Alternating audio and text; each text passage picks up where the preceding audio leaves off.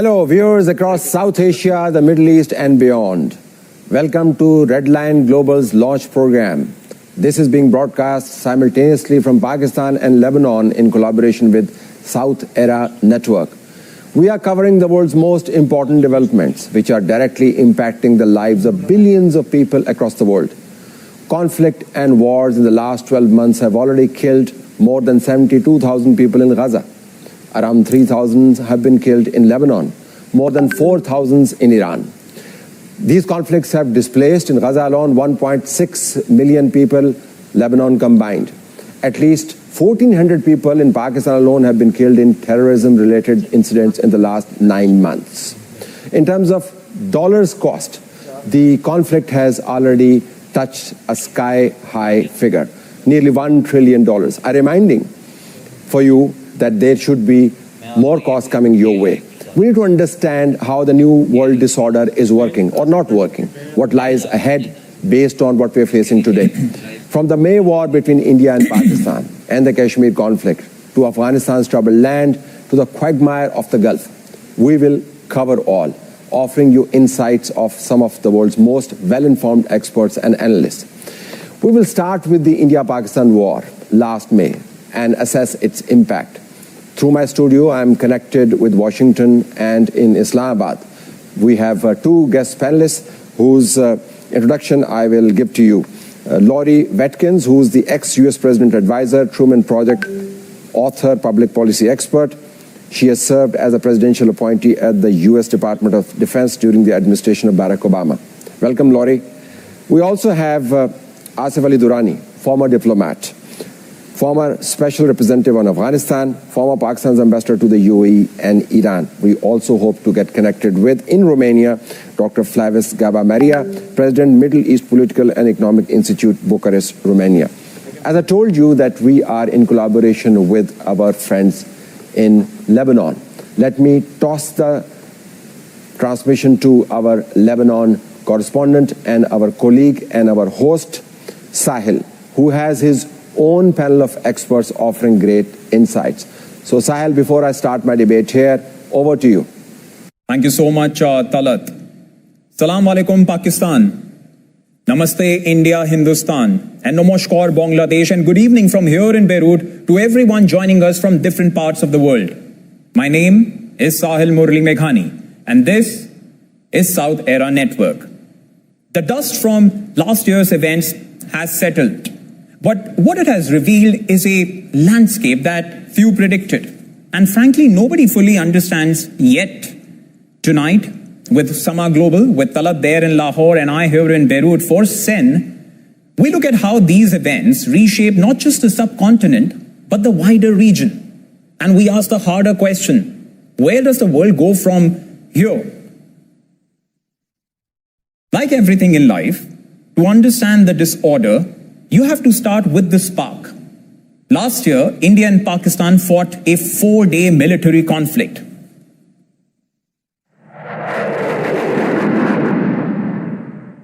I remember seeing those fighter jets in real time flying all across when I was reporting on the conflict from the ground, from Punjab, from Jammu and Kashmir. For 4 straight days, no one slept. I remember hiding in a makeshift bunker in Kashmir's Srinagar along with locals and spending a night there with no food, no water, no electricity. Residents of both Pakistan as well as residents of India spent those 4 nights exactly like how the residents of Gulf nations spent their entire March and April during the ongoing crisis between the US and Iran, in fear, in anticipation, and in hope that it would end soon. 4 days that shook the region, rattled global capitals, and ended with both nations claiming they had won. 2 countries, 1 conflict, 2 very different stories.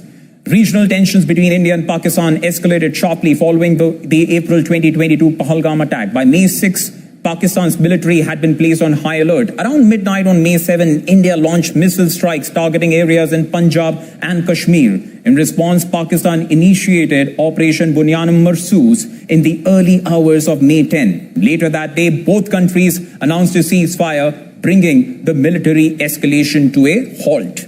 But this was not the first time these 2 nations have gone to war.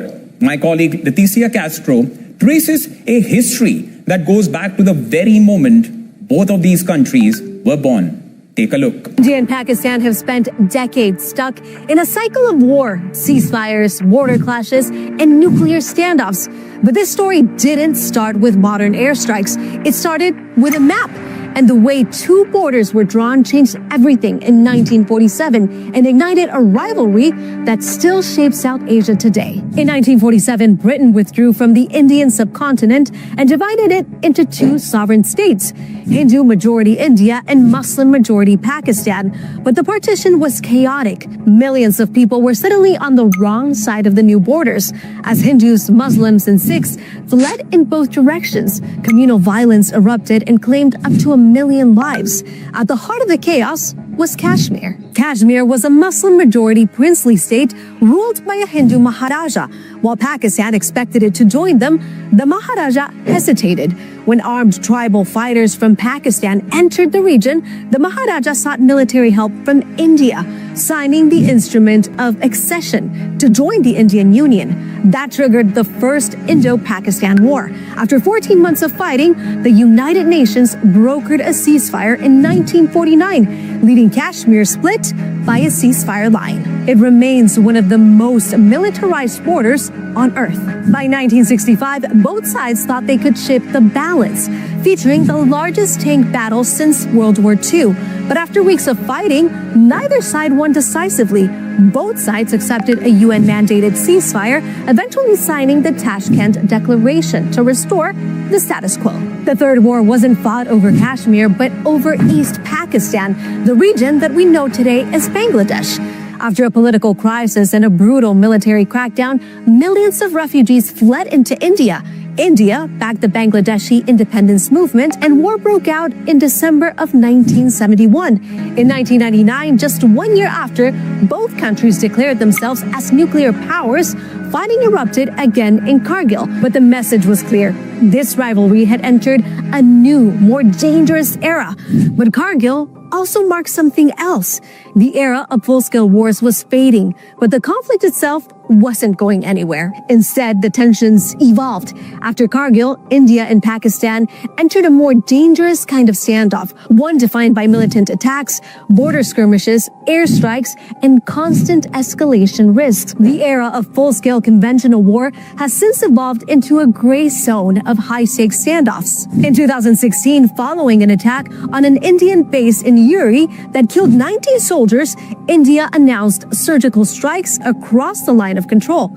In 2019, after a suicide bombing in Pulwama killed 40 Indian personnel, India launched airstrikes in Balakot, deep inside Pakistan. Pakistan retaliated with its own air operations, resulting in a dogfight and the capture and subsequent release of an Indian pilot. And the tensions flared again in 2025 after a deadly attack in Pahalgam. India launched Operation Sindoor. Pakistan responded with heavy retaliatory fire across the border, proving that even small-scale incidents can bring the region to the brink of catastrophe. With India and Pakistan, their history isn't really history. The wars of 1947, 1965, 1971, and 1999 still echo through every new crisis. Kashmir remains divided, the border remains heavily armed, and every new attack risks reopening decades of trauma. And that's what makes this conflict so complicated. It's not just about land, it's about identity, religion, generational trauma, politics, and a partition that never fully healed. 79 years later, the border remains a fault line, and the story remains unfinished. Excellent report there, Leticia. Thank you so much for that. We now go to Lahore, where we are joined by our guest. Over to you, Talab. Thank you very much, Sahil. This is most insightful. Let me dive deep into the debate with our experts, Laurie Watkins and Asif Ali Durrani. Thank you very much for with us. Let me start with you, Laurie. With this background that we showed on screen, how do you compare the past with the present? What happened in the last May? How is that different in terms of impact, in terms of its ramifications from whatever has been happening between India and Pakistan in the last many decades? Hello, Tala. Thank you for having me in your program. Greetings to your viewers there in Pakistan. So what happened last year, I think, was a very pivotal point between the two countries for sure. But what has happened since that time for Pakistan, as the way it has really, launched itself into a completely different stratosphere than India as far as its global recognition to allies and even adversaries, seeing this come up from Pakistan has been quite remarkable, led, of course, by its military chief field marshal, Asim Munir, General Munir there. Things have changed drastically as far as the position that Pakistan now sees themselves in, not just as a mediator between countries, including the United States, for major peace negotiations and deals happening in the region, and to be trusted with that extremely important role, but also to keep peace within its own backyard. This long border that it has with Afghanistan, as well as with India. I mean, this is, in my opinion, was a game changer for the two relations between the two countries. I think it put India back on its heels, realizing the might of Pakistan and its military. And I hope that there can continue to be some sort of peace, because we already have enough tensions going on in the world. We don't need any more right now. Absolutely. If wishes were horses, diplomats will certainly fly. Let me go to Asif Ali Durrani. Durrani Sahab, thank you very much for being with us. Laurie has described this to be a pivotal moment in South Asian history. And very interestingly, she has also linked whatever has happened since to the conflict between India and Pakistan. Obviously, you will have a perspective that is tilted towards Pakistan. But I still want to hear from you, are the two events connected, really, the war and what Pakistan's role is today? Thank you, Tarak, for having me. With regard to India-Pakistan, at the moment, unfortunately, there is no war, no peace situation which is prevailing. And there's a background to it. Noreen has very rightly explained it. So has your earlier report. India actually underestimated Pakistan, unfortunately, because they thought that they will make Pakistan, quote unquote, irrelevant. It was frequently, this mantra was repeated at every forum. However, and at the same time, then India also took the misadventure against Pakistan last year. And then that was adequately responded by Pakistan. And more than that, actually it was the narrative which India tried to build against Pakistan, but it backfired. The reason was that Pakistan displayed complete transparency in the matter, especially with regard to Pahalgam incident, which was unfortunate, and Pakistan offered impartial inquiry in the matter, which India refused. And this was, in fact, noticed by the international community, especially the media.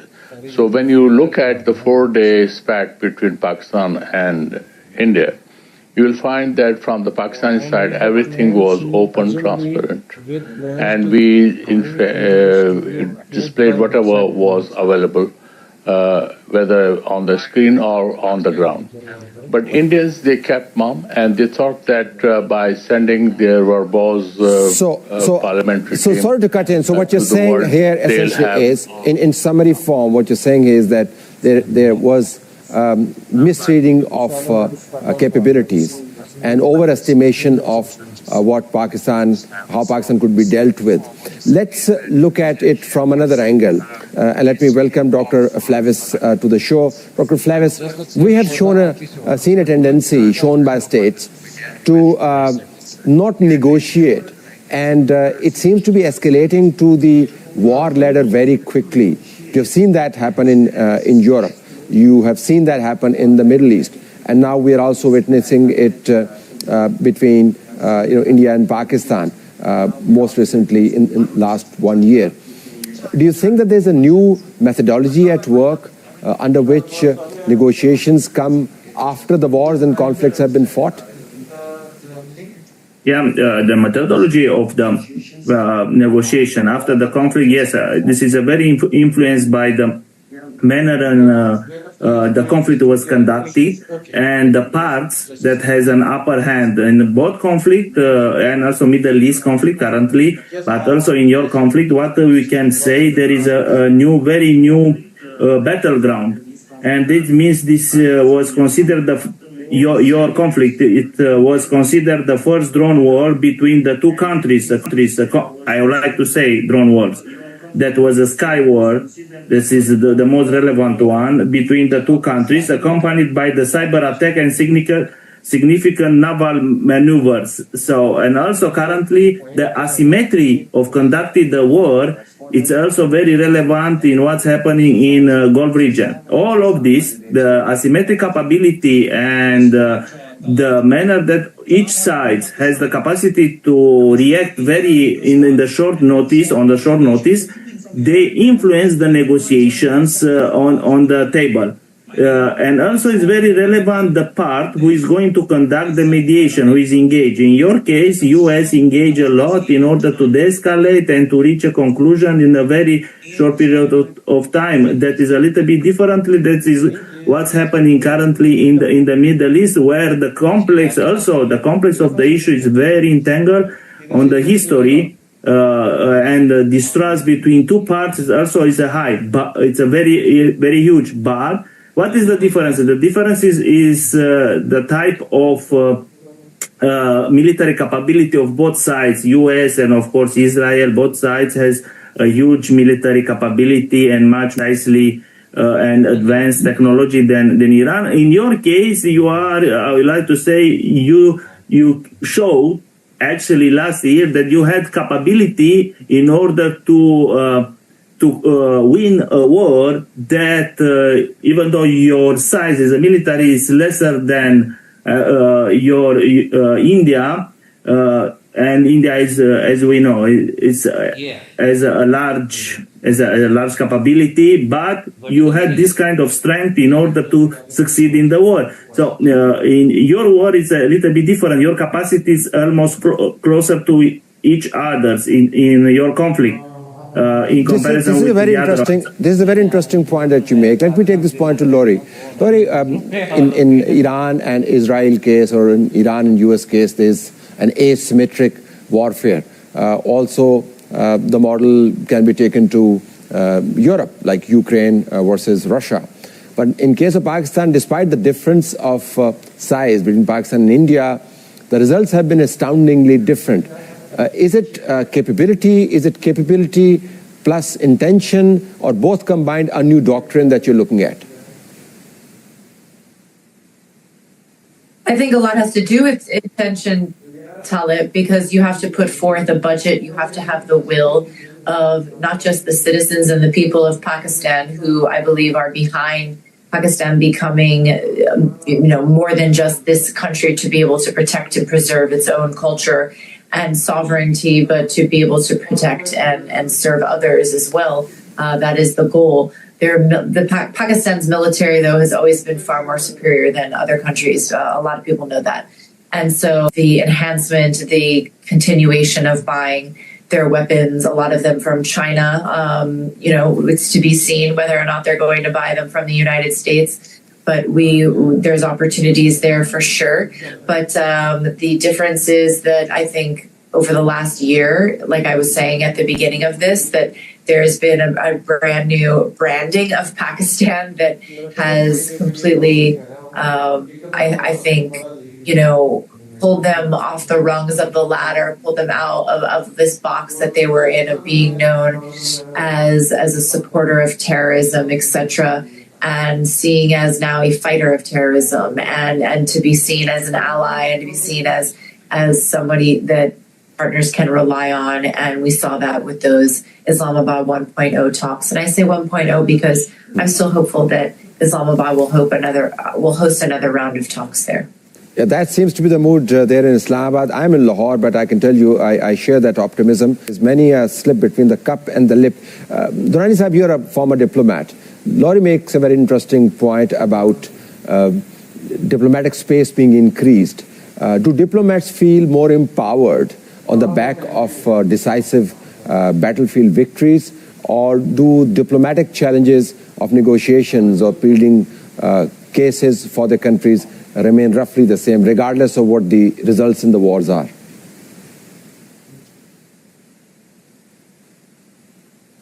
Let me also add that diplomacy never stops working, even if during the thick of the war. And this is what you have seen even now. Right now we are seeing a period of lull, but diplomacy is working. Of course, there are setbacks, but the drafts are changing hands, coming and going between the U.S. and Iran, and that's working. Of course, the main problem is uncertainty, and that uncertainty needs to be removed. But there are no drafts. There are no drafts being exchanged between India and Pakistan. That's what my point is. While between U.S. and Iran. No, but you are referring to Iran, US. No. I'm referring to India and Pakistan. That while Iran and US, despite all that has happened. I'm sorry. I thought you were talking about America and Iran. India and Pakistan. But with regard to India, yes. Right now in India, there is no appetite, or at least they are portraying like that. But that is at their own peril. They know our address. From Pakistan's side, we have always been ready for a dialogue. It is up to the Indians whether they want to have a dialogue or not. But if they are ready, they know our address, yes. They know our address. Very quickly, Dr. Flavis, if you could, why hasn't diplomacy worked between India and Pakistan, despite the fact that in the worst of conditions, US and Iran seem to be talking.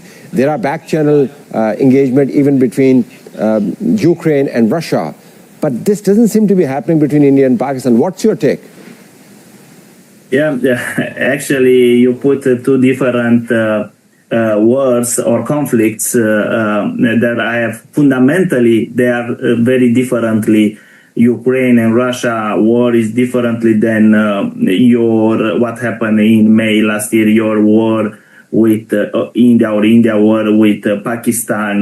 The fundamental issue is that Russia is a presence or is occupying a kind of swamp of Ukraine, and they are there, and the forces and the technique and the type of methodology they use is differently that you are using within. Related to your conflict, you have almost similar. You have a similarity in the type of military equipment that you use. Also, your air fight jets are very competitive from Chinese, getting from Chinese. Now you are going to product yourself. That means you had a very good lesson learned from last year. So that capability in air fight, it's a huge one. You control the data. Managing the data control in the airspace was very vital on this case. In the case of Ukraine, doesn't use any kind of air fighters, only drones, different types of drones that could see evolution in warfare in terms of drones. This is a little bit different. But in your case, the capability in precise ammunition and also drones that are is much more advanced and much more manageable. So that was the fundamental. There is a fundamental differences between two wars. Point well made and understood. Our debate continues. We just take a little break here. This is a program break. It doesn't break the tempo of the debate, and we will offer you more insightful perspectives after we come back into the studios.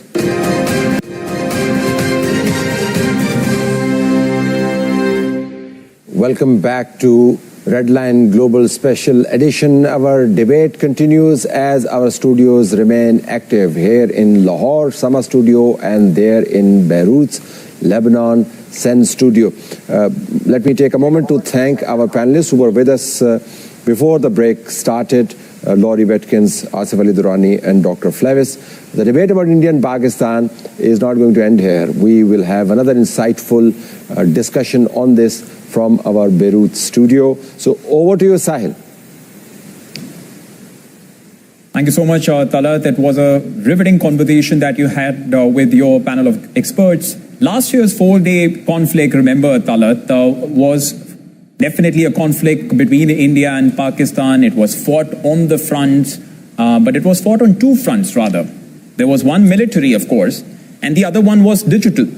And on the digital battlefield, remember, Talat, the weapons were false narratives, from fake pilot captures to imaginary coups. The misinformation was sweeping, it was coordinated, and in some cases, it was deliberate. Sara Gill of the South Era Network reports from Islamabad. Take a look. India and Pakistan's 4-day conflict last year was as much a war of military might as it was a war of false narratives. Narratives that were propelled online by prominent politicians and even mainstream broadcasters. Now, if you were in India last May, you might have come across some of these false narratives, such as India capturing a Pakistani pilot, a Karachi port on fire, and perhaps the most breaking and exclusive of them all, although completely false. Meanwhile, if you were in Pakistan last May, you might have witnessed and even experienced Pakistan lifting its ban on X. Again, none of this was true. Researchers have labeled this as both misinformation, but also deliberate disinformation to drive engagement with emotionally charged content in a bid for governments to build public support at home for the war. But perhaps most alarming was that broadcasters with huge social media followings and real influence were also spreading this misinformation. Some did apologize for their part in spreading lies, but there's something we must confront in the region, and that is the fundamental role of a journalist, which is to question, interrogate, and fact-check. Press freedom is a well-known challenge in the region, but this conflict brought in what modern warfare looks in today's age. It's fought on two fronts, one militarily and one digital. And on the digital front, the line between journalist and soldier in some cases disappeared. Now let me bring in former senior US government official and foreign policy expert Adolfo Franco to talk more about this. Let's begin by talking about the misinformation warfare, especially in moments of heightened tension. In your opinion, how does media warfare and competing information narratives really affect diplomatic decision-making? Well, first, thank you very much for the invitation. That was an excellent report, and unfortunately, this is not limited to the India-Pakistan conflict. This is now a global phenomenon. Our President Trump of the United States, often refers to fake news. Now, not everything is fake news, but the problem is compounded not just by the digital ability of anyone going on and declaring themselves a journalist, which is what's happening in the digital space. But in addition to that is that journalism has become increasingly advocacy. As your report suggested, there is this line about journalistic integrity. In the United States, frankly, anyone can declare themselves a journalist. Many of the major news media in the United States, their reporters such as yourselves or anchors, are former government officials of both Democratic and Republican administrations. So to answer your question, it influences greatly. These so-called journalists, are often recognized figures, popular figures, and have followings. I'm not talking about just the media use or the digital use of the platforms that exist, but the actual people who are identifying themselves as journalists have no standards, at least in the United States, other than their self-proclamation. So they become the ultimate influencers, and yes, they influence public opinion. Traditionally, the conflict, for example, in India and Pakistan, or currently in Iran with the United States, we would be accustomed to governmental propaganda. Now that has been replaced by self-declared journalists who carry this narrative on behalf of their prospective sides. Now that we have spoken about misinformation and misinformation warfare, I want to shift gears a little and ask, how has the US managed the tension between its strategic partnership with India and also its long-standing security relationship with Pakistan during periods of direct Indo-Pakistan military confrontation? Well, it's a delicate balance. And it's been that for a number of years, but it's increasingly so for two reasons. The United States views the relationship with both countries as critical and crucial. Obviously, we know the historical animosity, suspicion, and rivalry between the two.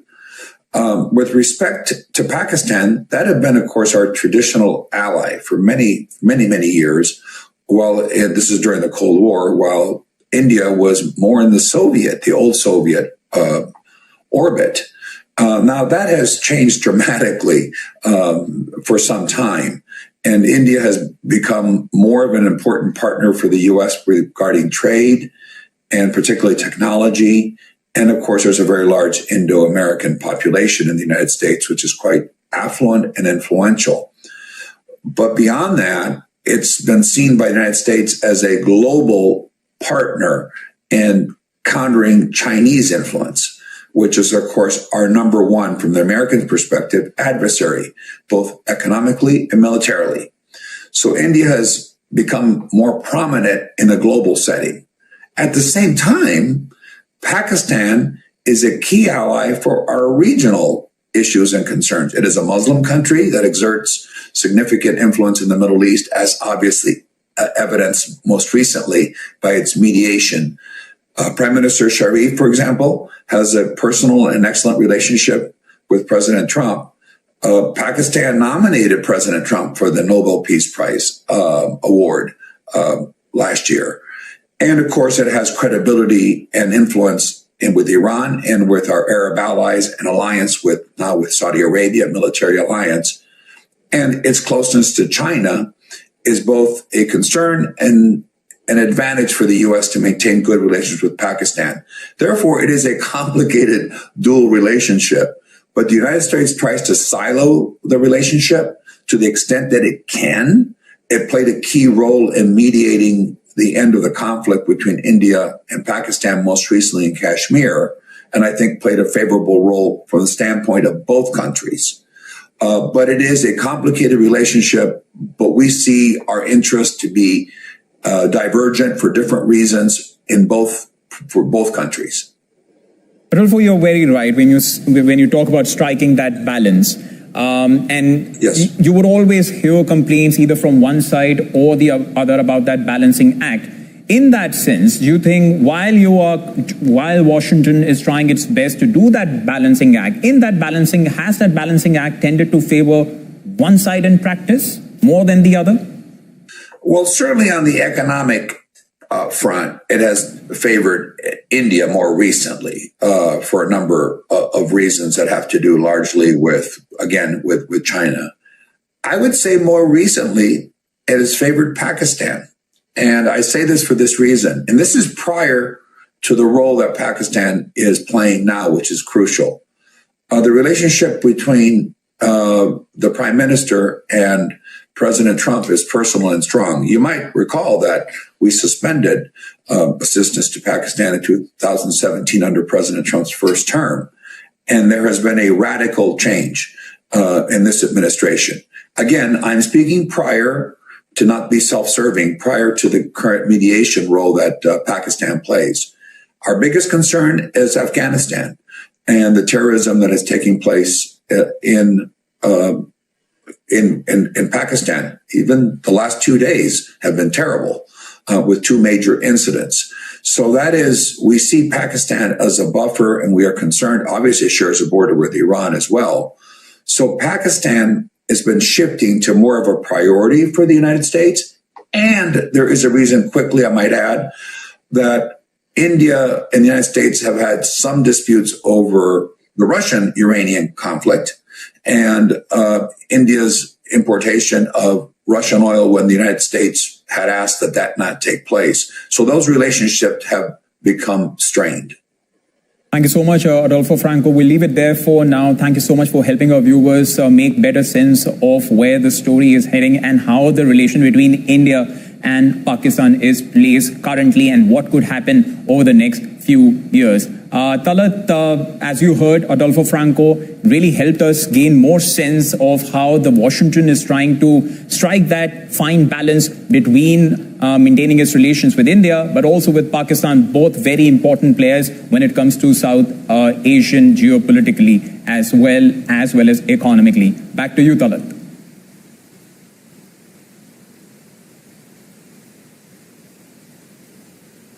Thank you, Sahil. I was all ears listening to the frank assessment of Mr. Franco. He did drop the word Afghanistan towards the end of the conversation, and we know Afghanistan to have become the bleeding wound of South Asia, which causes problems beyond South Asian border. So the next part of our Red Line Global will look at Afghanistan from that perspective, and we will hope to have a very engaging debate all around Afghanistan's multidimensional issues, not just from Lahore, but from Beirut as well. Stay tuned.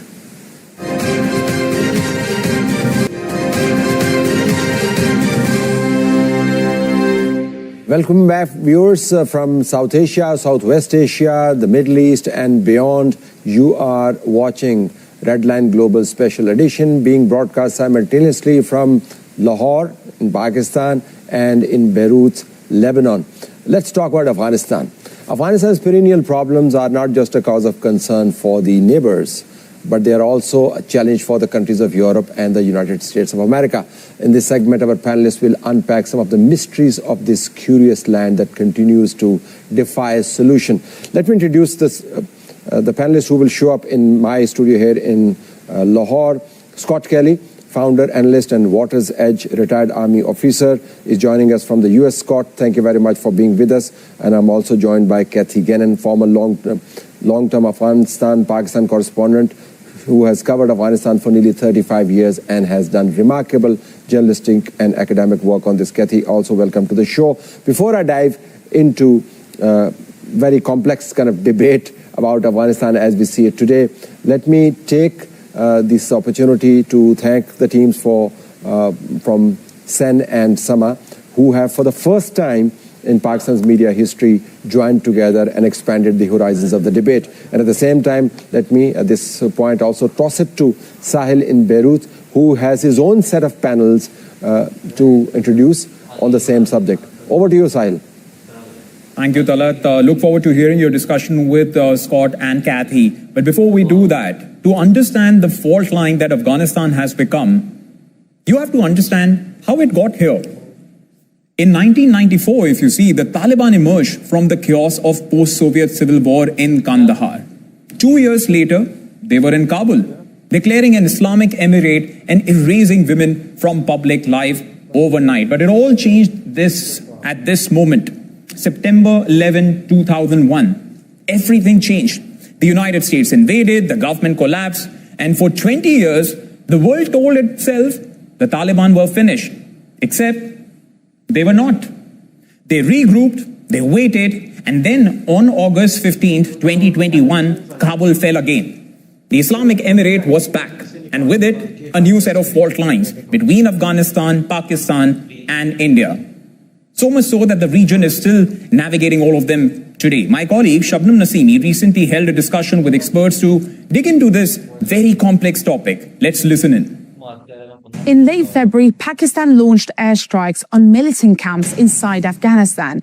Within days, the two neighbors were at open war. But the roots of this conflict go back a lot further than that. At the heart of it, a line on a map drawn under British rule more than a century ago and never accepted by Kabul. I mean, first, the border issue will continue to be a problem. It doesn't matter whether the Taliban are in power, whether Hamid Karzai was in power. You ask any of them that nobody will accept that as the border. And they're quite adamant about it. And if anybody does suggest it, they're attacked by all sides. It doesn't matter which side of the fence you're sitting on. So you really need to find a long-term solution. You have to settle that Durand line, which was established in 1892, and today it's still a line, into an international border and all that comes with an international border. And the border is only part of the story. Pakistan today is fighting militants on multiple fronts, and not all of them are the Taliban. And you have to deal with where do all these militant groups, and they're not just the TTP. There's the TTP, the Islamic State, there's the Uzbekistan movement, there's the Uyghurs. It's a huge problem, and the world ignores it until it becomes, and it's a huge problem for Pakistan and Afghanistan. And they're both suffering because of these groups. And the world ignores it until it becomes, it explodes, and then they react to it. Still, the TTP is Islamabad's biggest grievance, and it tried to talk its way out. A 2022 ceasefire with the TTP collapsed, and last October, Qatar, Turkey, and Saudi Arabia stepped in. A deal was signed in Doha, but days later, it fell apart in Istanbul. Pakistan said the Taliban kept moving the goalposts. The Taliban said they don't control the TTP. But by February, the talking was over. Pakistan launched Operation Ghazab al-Haq, Wrath for the Truth, and in March, an airstrike reportedly hit a drug rehabilitation center in Kabul. Taliban officials said that hundreds were killed, and weeks later, missiles reportedly struck a university in Kunar, hitting student accommodation and another rehab center. Pakistan denies targeting either. And then a new mediator, China, quietly pulling both sides to the table in the city of Urumqi. In these talks, they were not as similar to the ones that have happened before in Turkey, in Qatar. There was some certain engagements in Saudi Arabia as well. But this time it was not, there was not a big hype. It was not announced before and after. And when these talks started, that was the time we actually got to know publicly that these talks are happening. So it felt like that the Chinese were actually, what they were trying to do was actually trying to get engagement on a smaller level to be able to lay out the ground for talks to go on. Because before that, what we have seen is that whenever they have talks happens after the conflict started in October, it has always been to actually stop the conflict or to actually, they have been more firefighting, we can say. But this time it was actually an attempt to start the conversation on both sides. And for that, these talks actually, what we understood was to lay down ground for big engagement to happen afterwards. The ceasefire is holding, but barely. Just this week, a TTP attack in Banu killed more than 15 Pakistani officers. For now, the guns have quietened. But after Doha, after Istanbul, after every promise that came before, few here believe that the peace will hold. Until the question of the TTP is answered, the fear is not whether the violence will return, it is when will it return. What a deep dive from Shabnam Nasibi. It really helps you gain so much richer perspective about what the issue is. And look what this collaboration between Sautera Network and Samaa is getting you. We are getting your voices from Germany, the UK, the US. So from the Asia Pacific to the Americas and Europe, we are getting a complete 360-degree perspective. And Talat, that really helps because we are not only getting into the micro aspects, but we are also in a way helping our viewers understand the macro picture of it. And I think you have guests waiting for you. And after that, I also have guests waiting from the US and London. So we'll really provide a very, very rich deep dive to our viewers. Over to you, Talat. Look, what deep dives and 360 perspectives do to you, they also make you dizzy. That's why you need the guest to give you a sense of where your North Star is. Scott Kelly and Kathy Gannon, thank you very much for being with us today.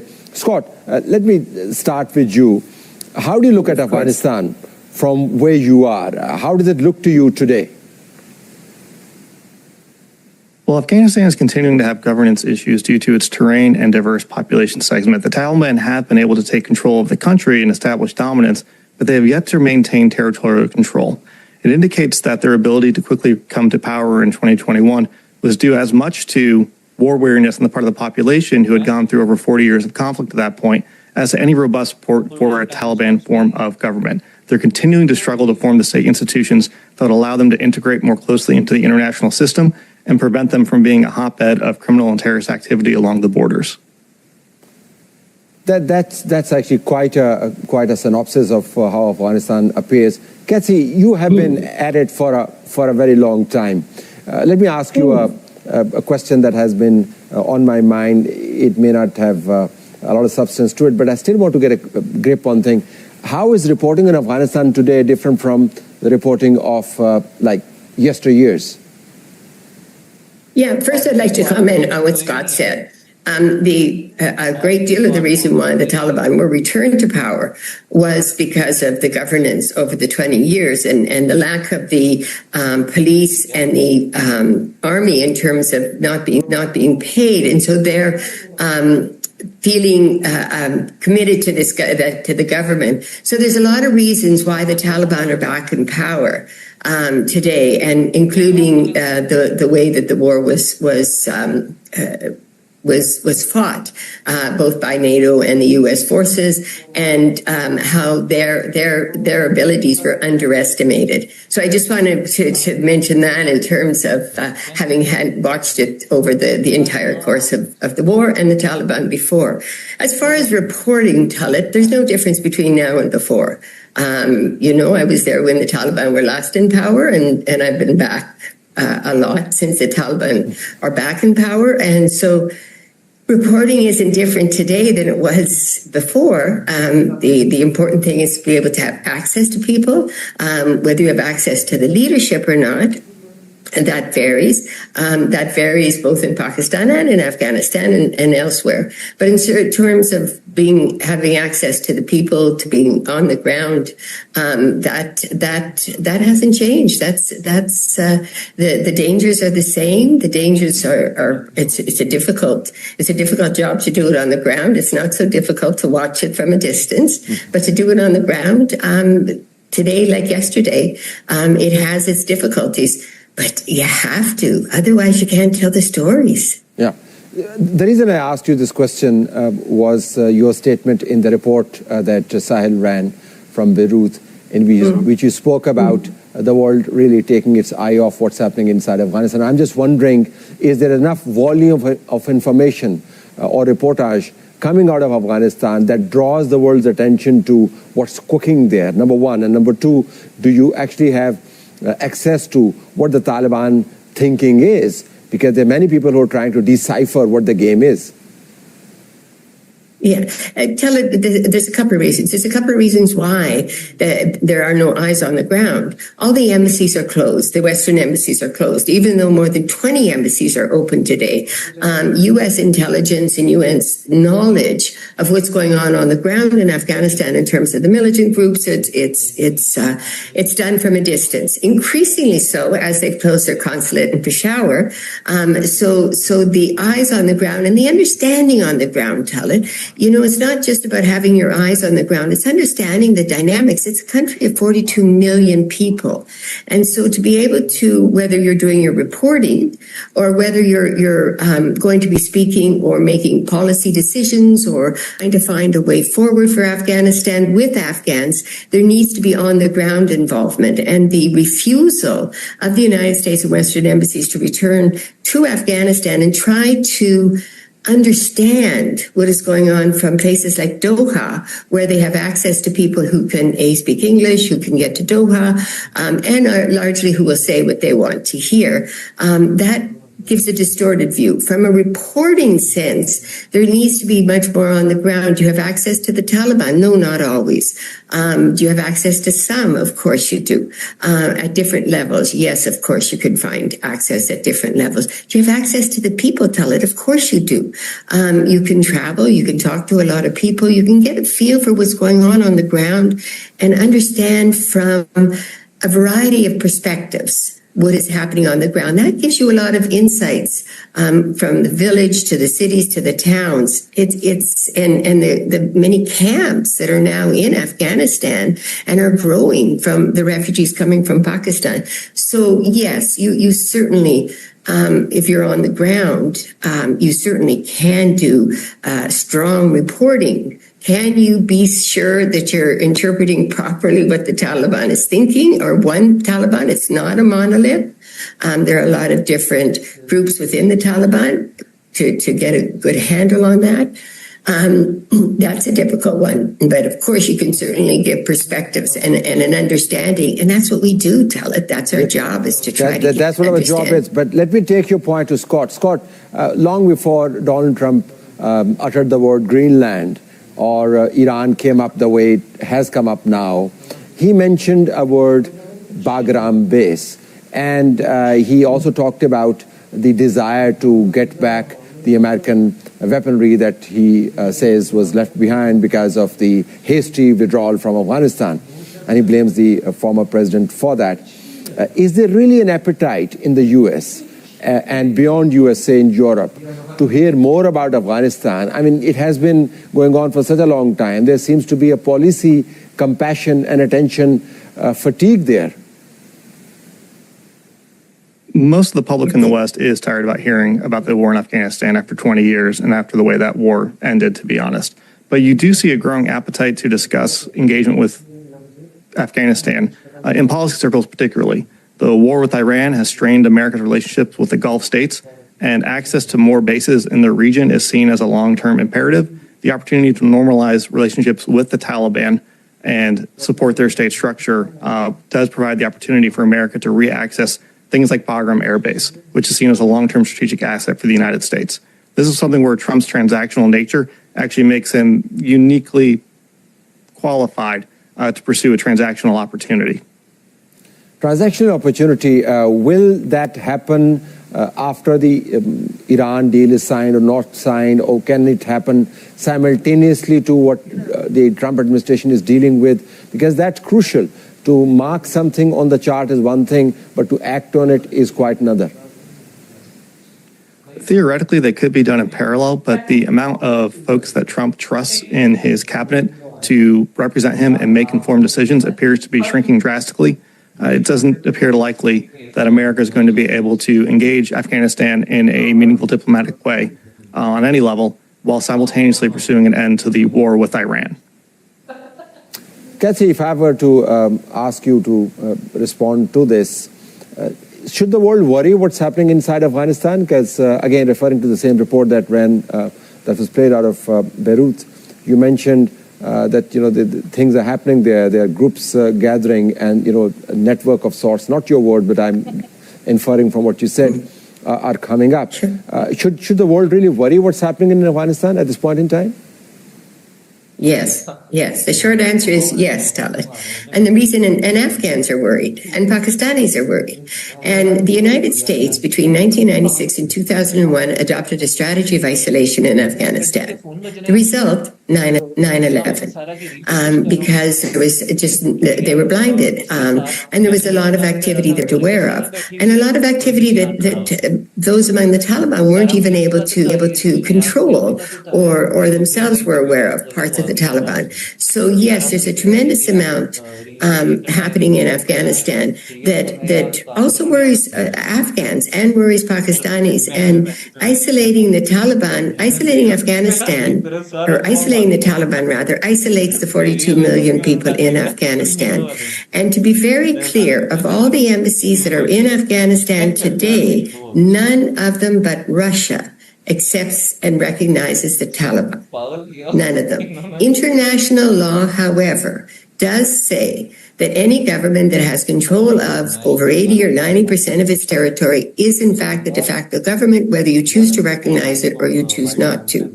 So being inside Afghanistan has just a host of benefits in terms of access to people, on the ground knowledge, travel, able to get a feel for what is going on, get to interact. To be very clear, the United States doesn't even interact with the Taliban from Doha. I mean, there is the intelligence, of course, the occasional forays, but there is a ruling that does not allow them to interact with them. If you can't talk to people that you're having disagreements with, what can you talk about? And in terms of Bagram, to negotiate Bagram with the Taliban know how to negotiate. People have to remember, they negotiated that deal last time Trump was in power. And that was those who were involved in the negotiations, including Samaa was very clear when he said the Taliban would come in with files this high, filled with papers and things they wanted to ask and demand. And so they're not pushovers in terms of negotiation. So it would be well to understand who they are, and to get back into Afghanistan, because according to UN reports tell it, and you could say, well, that's members contributing, but nonetheless, there's a cacophony, a whole constellation of militant groups inside Afghanistan, whether it's the Islamic State, the Al-Qaeda in the Asian subcontinent, the Taliban of Uzbekistan, the Turkestan, the Uyghurs, and a lot of smaller groups, including some of the Iranian groups, Jandula, the new group that has replaced Jandula, and a number of smaller groups that are also there. And also, of course, they're also in, some of those are also in Pakistan. So there is a lot of really good, smart reasons why the United States and other Western countries do not follow the same failed strategy that the U.S. followed between 1996 and 2001 when the Taliban were last in power. Thank you very much, Kathy. This is very, very useful, this debate, and Scott Kelly for your insightful and incisive comments. We take a break here. The topic is still on. After the break, I'm going to take you to Beirut in Lebanon, where Sahil is ready with his panelists, and I think a report as well on the same subject.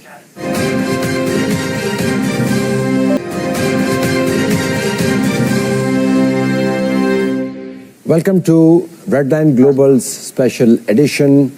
Welcome to viewers from the Middle East, South Asia, Southwest Asia, and elsewhere in the world. Two of our studios are live, and we are talking about Afghanistan. Just to give you a sense of how important this issue is for Pakistan, in the last nearly 11 months, there have been almost 900 attacks, terrorist attacks inside Pakistani territory.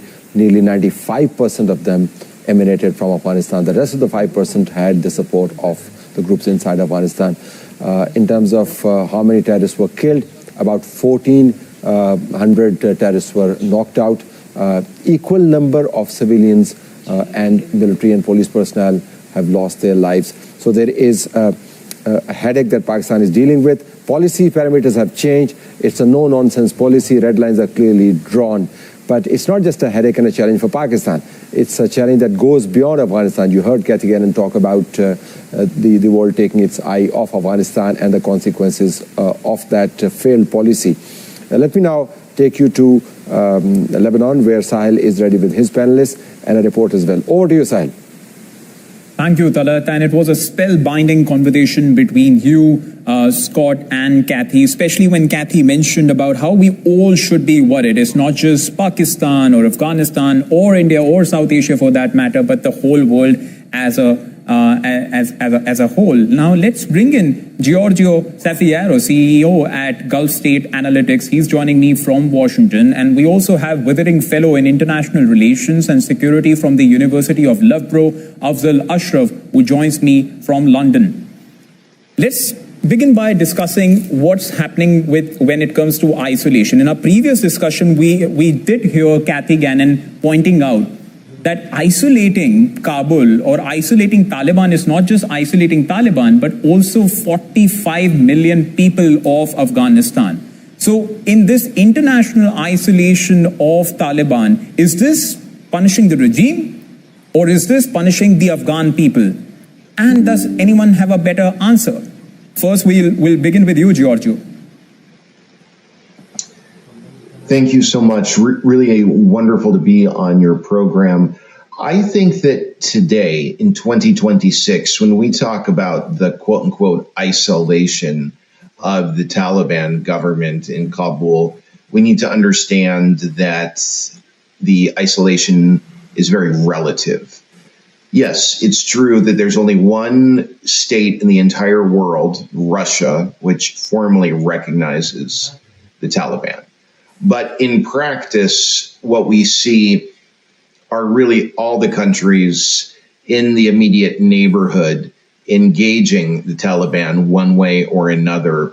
The Central Asian republics, especially Uzbekistan, Turkmenistan, they have not formally recognized the Taliban like Russia has, but they have very deep ties with the Taliban, and they engage Kabul very closely.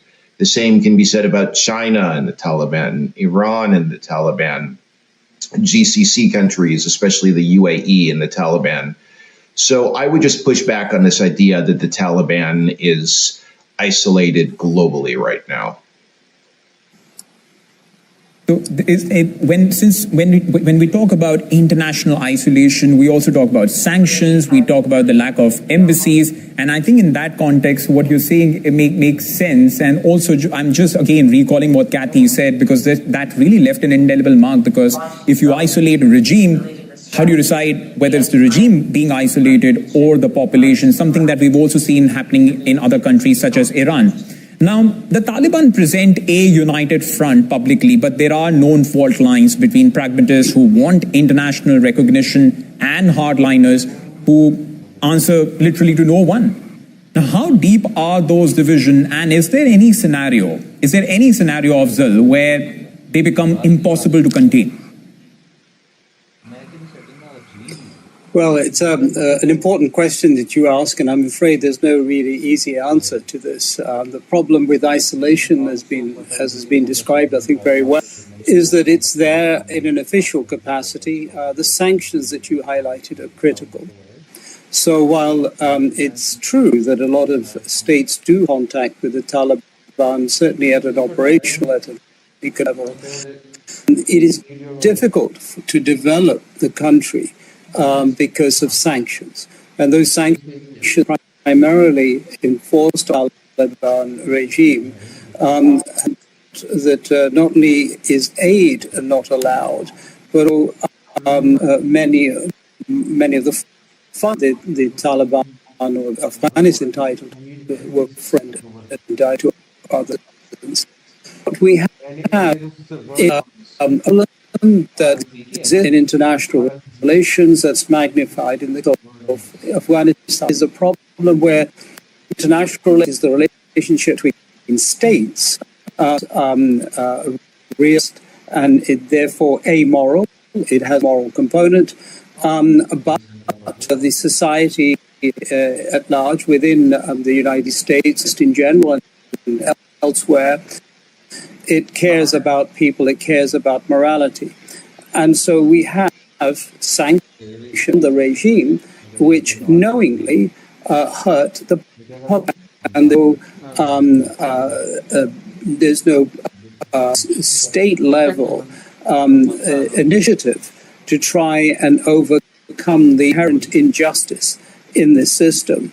The assumption that the American government and other Western governments will make that either the public, the Afghan public, should rise up and replace the regime, which of course is impractical, or that the regime is therefore responsible for the suffering of its own people, regardless of the fact that those sanctions have been put on them in these states. So there is no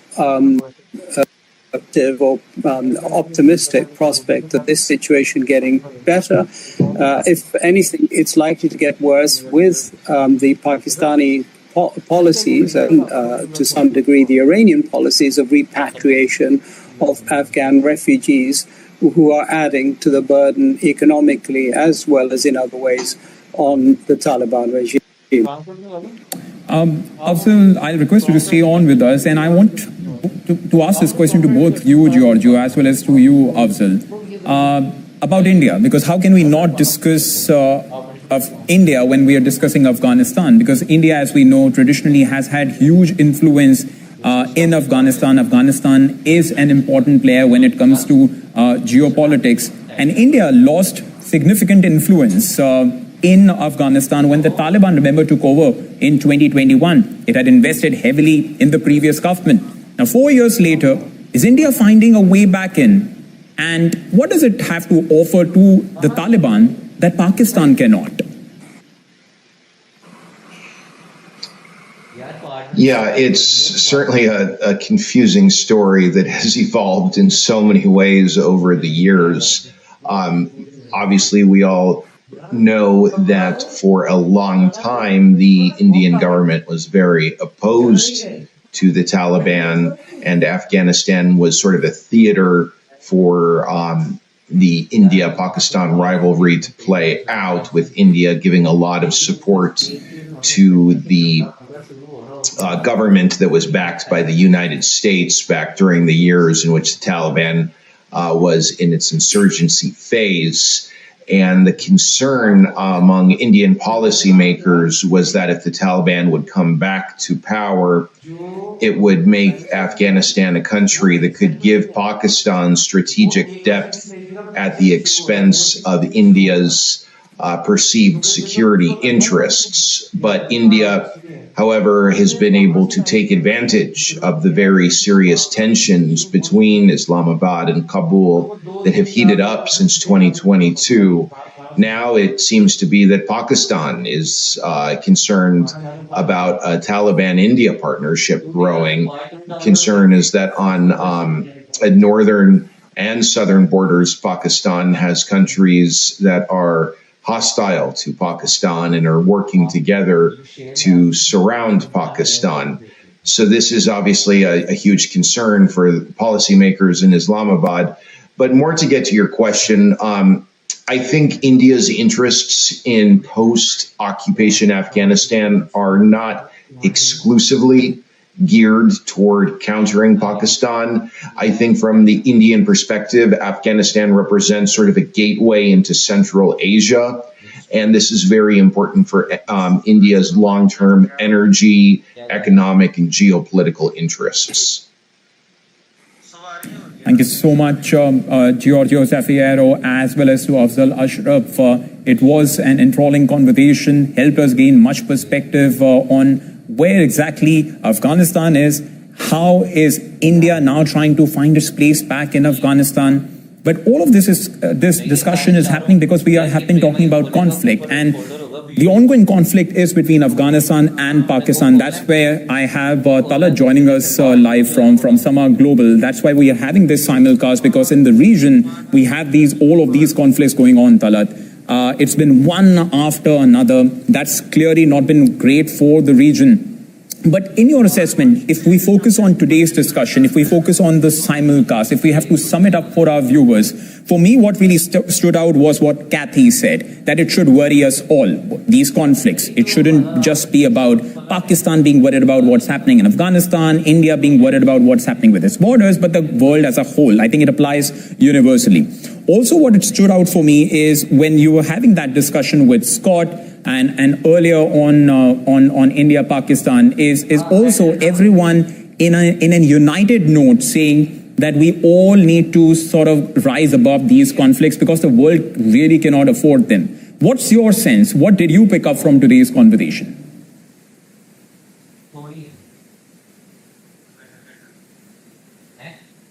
Look, I picked up exactly what you picked up, but at the same time, I have a degree in IR, and I sort of style myself as a realist, and journalism from the ground actually reinforce that realism in you. That doesn't mean that you should lose touch with the people's concerns.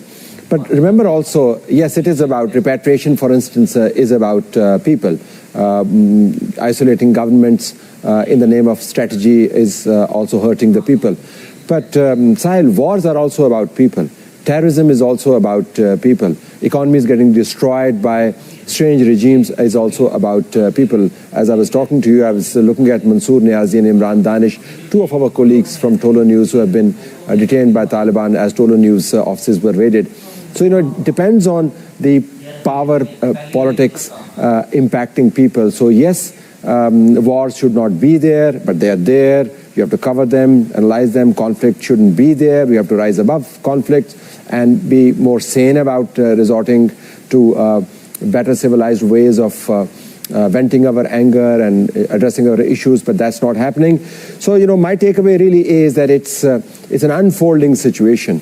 We are not really at the cusp of something extraordinary, but the way things are happening all around you and me, from where you are, from where I am, and the world beyond that, it looks that so many bombs are exploding all around that makes it a truly unique turning point in our history, and that's exactly what we're trying to capture here.